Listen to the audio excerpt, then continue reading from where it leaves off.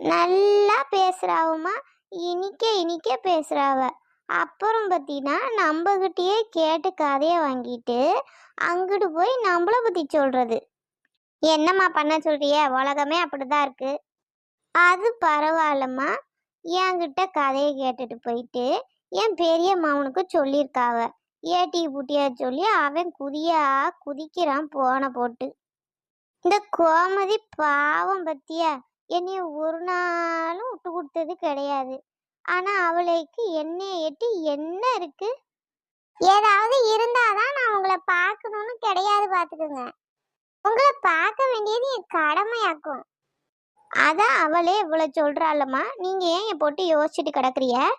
இல்லம்மக்கா, அவளை நினைச்சா எனக்கு கஷ்டமா இருக்கு. ஒண்ணு கேட்டது கிடையாது இன்ன வரைக்கும். வந்து எனக்கு அதை வாங்கி கொடுங்க,